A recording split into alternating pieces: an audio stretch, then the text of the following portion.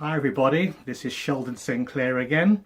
Hope you guys are okay. It's a sunny Saturday morning here in the UK.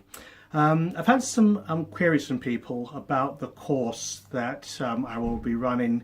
I will start again in July, in the second week in July, I believe, and they wanted some information about it, particularly on risk management. I've got some notes here that I'll kind of be reading from, but in the course we'll be talking about why risk management is so important to the successful outcome of your project. And you can have risk in projects, you can have risk in your work environment, you can have risk in your home environment as well, and they can be managed. Okay, so in the course we're talking about kind of like why risk management and why management and the control of risk are so important. We'll also talk about where you can get your risks, your initial risks from, which documents actually provide you for a wealth of information for the type of risks that your projects will encounter and that you'll need to control.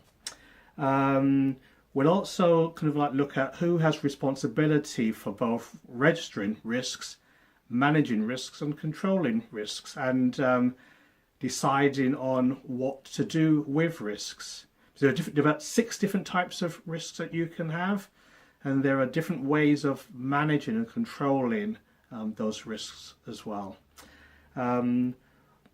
Yeah, so we talk about kind of like what type of risks you have, whether your risks are political in nature, economic, social, whether they're tied to technology considerations.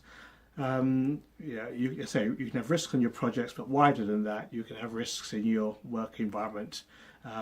Even kind of like dealing with staff, whether to sack staff, to move staff on, how you treat your staff members.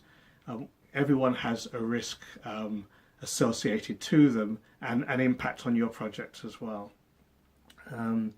Also, we'll kind of like, and this is really kind of useful, we'll actually show you kind of how to write a risk, how to structure it. We've got templates that will show you the kind of like the format of a risk, what kind of like body it should have, what the middle part of the risk should be, and the end part as well. Okay, and we provide a register, a template for you to use to record and log all your risks as well and manage those as well, and how to report on risks, whether the risks are open, whether they're closed, whether they're pending, whether they're delayed. You know, we've got a register that will actually kind of like provide you with that information. And finally, kind of like when to write your risk of the kind of like what key events or before key events risks should be recorded onto your register.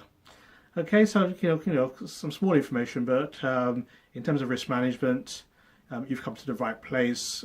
We've got a wealth of information, a wealth of knowledge, and I'm kind of like experience in managing risk on a project and managing risk in home life as well. You know, do you treat your home life as a project? I do, unfortunately, I suppose. But yeah, so as I say, looking forward to providing you with more concrete, practical information that you can use immediately in your project. Okay, well, bye for now, and have a really good day wherever you are, wherever you may be. Okay, bye bye.